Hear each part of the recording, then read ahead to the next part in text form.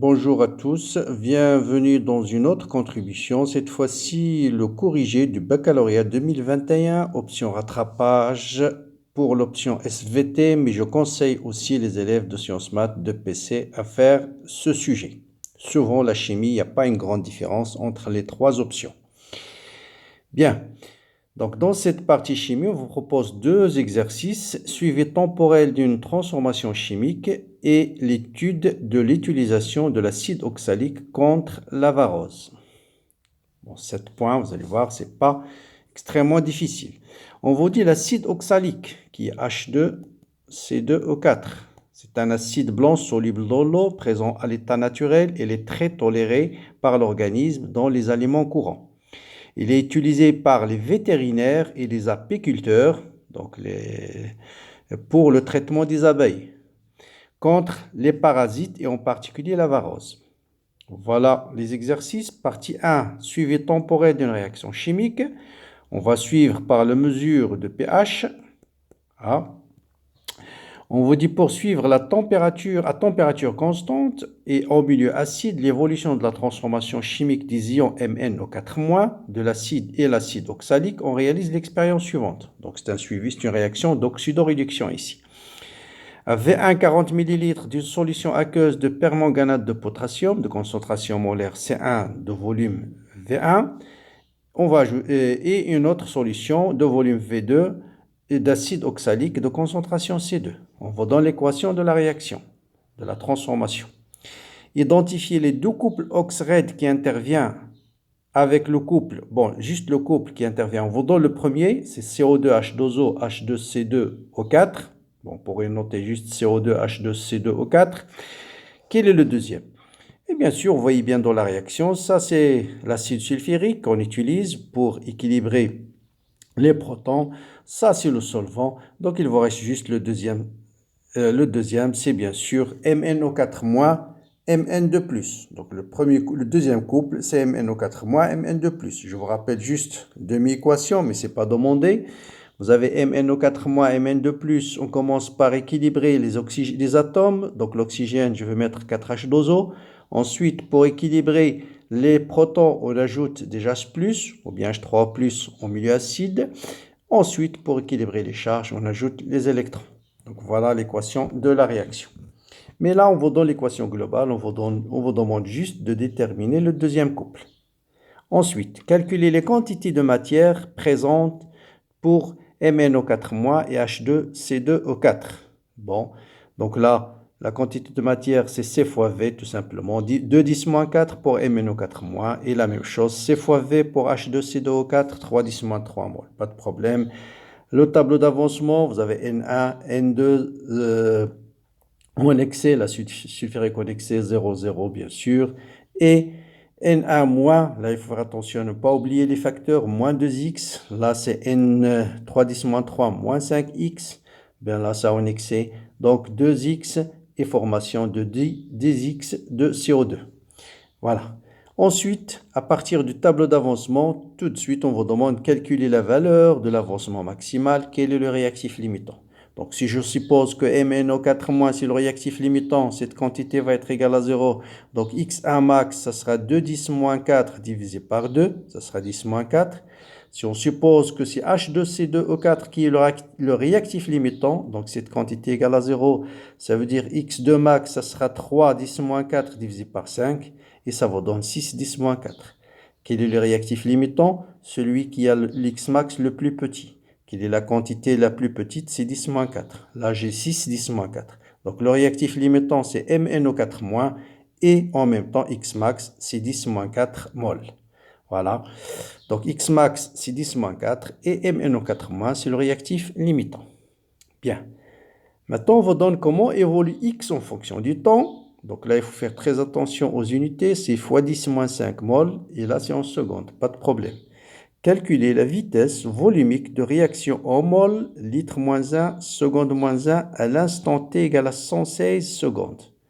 Sachant que le volume de mélange est 100 ml. Ça, normalement, ce n'est pas la peine de le donner parce que on vous donne déjà 60, 40 plus 60. Il faut le retrouver. 40 plus 60, c'est 100. Donc, le volume de la solution Voilà, je l'ai calculé ici, j'ai même pas vu c'est les données, donc c'est 100 millilitres. Très bien. C'est quoi la définition de la vitesse de réaction? Il a une seule définition, c'est 1 sur le volume de la solution, d de x sur d de t. Là, on vous donne directement x, donc d de x sur d de t, c'est la pente de la courbe x en fonction du temps à l'instant où on veut déterminer la vitesse. Voilà l'instant, 116 secondes, c'est ici, donc 116 c'est ce point. Donc on détermine la tangente à la courbe en ce point et on calcule la pente de cette droite. Donc je prends deux points, ce point par exemple, dont les coordonnées 110 et 140, et puis ce point qui est donné 116, et bien sûr là c'est 9. C'est le plus simple. Donc 1 sur le volume, il faut l'exprimer en litres, donc 1 sur 0,1, 10 moins 9, donc 10 moins 9, divisé par cette quantité qui est 140 moins 116. Voilà, ça c'est en secondes, ça c'est en mol, ça c'est en litres, donc très bien.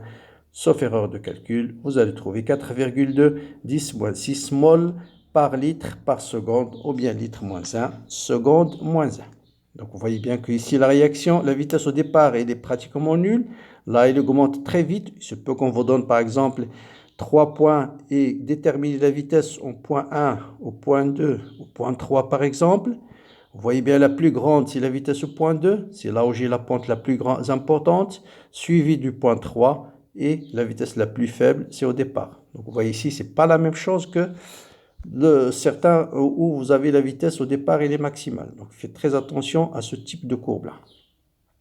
Très bien. Donc valeur de T1,5. Bon, T1,5 c'est très facile. Il a une seule définition là aussi. T1,5 c'est le temps au bout duquel x est égal à x max sur 2. Parce que là, on a une réaction totale. S'il n'est pas total, c'est x final sur 2. Donc x max, on l'a déterminé, c'est 10 moins 4, c'est-à-dire 10 fois 10 moins 5. X max sur 2, c'est 5, 10 moins 5. Je vais aller vers la courbe. Voilà 5, 10 moins 5. 5, 10 moins 5. Et je vais faire la lecture directe. Et ça me donne 80 secondes. Donc d'après la courbe, graphiquement, le temps de réaction, de mes réactions, c'est 80 secondes. Bon, c'est une réaction très très lente. Maintenant, l'utilisation de l'acide oxalique contre la varose. Donc voilà une ruche d'abeilles. On vous dit que l'agence européenne ne tolère pas ou bien ne demande aux viticulteurs, demande que cette concentration des acides massiques ne doit pas dépasser 35 grammes par litre. Donc concentration massique maximale doit être égale à 35 grammes par litre. Il ne faut pas la dépasser. Ben là, on va vérifier si ce monsieur-là vérifie ou bien suit ses recommandations ou pas. Donc, on va, qu'est-ce qu'on a pris? Donc, on va dans la masse molaire de l'acide oxalique. On vous dit une étude d'une solution aqueuse d'acide oxalique. Donc, le mesure de pH d'une solution donne de volume V de concentration molaire 0,1 donne un pH 1,34 à 25 degrés. Voilà des questions classiques. Écrire l'équation de la réaction de l'acide avec l'eau, déterminer le taux d'avancement et conclure, calculer le quotient de réaction à l'état d'équilibre chimique. Bon, un acide avec l'eau, c'est classique. AH plus H2O donne 1- plus H3O+. On commence par C fois V, en excès, CV moins X final, X final, X final. Bien sûr, l'eau, c'est en excès, donc le réactif limitant, c'est l'acide. Donc toujours X max, c'est C fois V.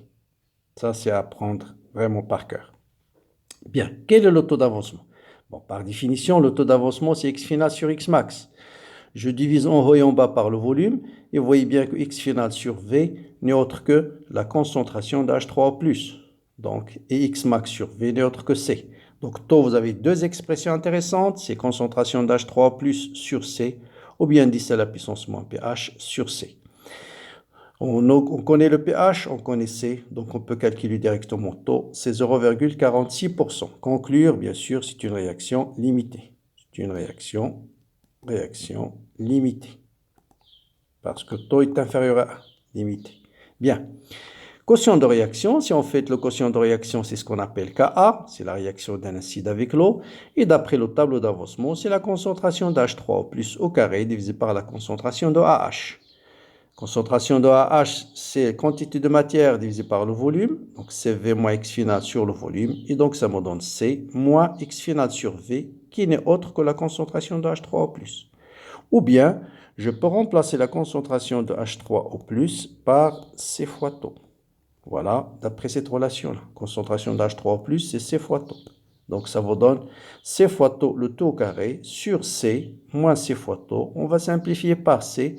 Ça vous donne C fois taux au carré sur 1 moins taux. Donc, vous pouvez calculer constant d'équilibre, soit en remplaçant taux et C par leur valeur, soit en remplaçant directement H3O+, par sa valeur. Voilà, et vous allez trouver 0,038. Bien. pKa. Bon, pKa, c'est moins log de Ka. Il faut noter ici que la constante d'équilibre de la réaction étudiée, c'est Ka. Que R équilibre, c'est tout simplement Ka, parce que c'est la réaction d'un acide avec l'eau. pKa, c'est moins log de Ka, ça vous donne 1,42. Tout de suite, le diagramme de prédominance, on trace un axe horizontal, pH. Lorsque pH égale à pKa, c'est-à-dire 1,42, vous avez la concentration de l'acide égale à la concentration de la base. Aucun ne domine. Si le pH est plus petit que pKa, c'est la concentration de l'acide qui domine. Si le pH est supérieur à pKa, c'est la concentration de la base qui domine. Maintenant, on va contrôler la solution d'acide utilisée contre la varose. Est-ce qu'il vérifie les recommandations ou pas? Qu'est-ce qu'on va faire? On va prendre un volume VA de la solution de cet acide. On va le doser par NaOH et on va déterminer sa concentration. Et à partir de sa concentration, on va déterminer sa concentration massique et on va voir est-ce qu'elle est inférieure ou supérieure à 35 grammes par litre. Donc, c'est une équation de dosage classique, acide plus base, OH-. C'est une réaction totale, HC2E4- plus H2O. Juste notez bien, on peut par exemple vous demander, montrer que cette réaction est totale. Bon, dans ce cas, il suffit de calculer le quotient de réaction à l'équilibre de cette réaction. C'est A-, je note ça, A- divisé par OH- fois AH. Je multiplie en haut et en bas par H3O+. Et ça, c'est tout simplement cette quantité CKA et OH- fois H3O+, c'est KE. Donc, ça vous donne 10 à la puissance PKE, c'est 14, moins PKA, moins 1,42. Ça vous donne 10 puissance 12, c'est très supérieur à 10 puissance 4. Donc, c'est une réaction totale. Mais ça, c'est pas demandé. On vous dit que la réaction, elle est totale. Bien. Question suivante. Déterminer la valeur de la concentration de la solution SA. Bon, utilisez la condition d'équivalence. Ce n'est pas la peine de transformer le volume en litres. Vous pouvez le laisser en millilitres parce qu'ils vont se simplifier. Et donc, ça vous donne directement 0,385 mol par litre. Enfin, est-ce que cet apiculteur vérifie les recommandations de l'Agence européenne des médicaments? On va voir qu'elle est vraiment à la limite, hein, presque à la limite du respect, parce que la concentration, par définition, c'est la concentration massique divisée par la masse molaire. Donc la concentration massique, c'est la concentration molaire multipliée par la masse molaire. Donc 0,385, la masse molaire, c'est donné 90.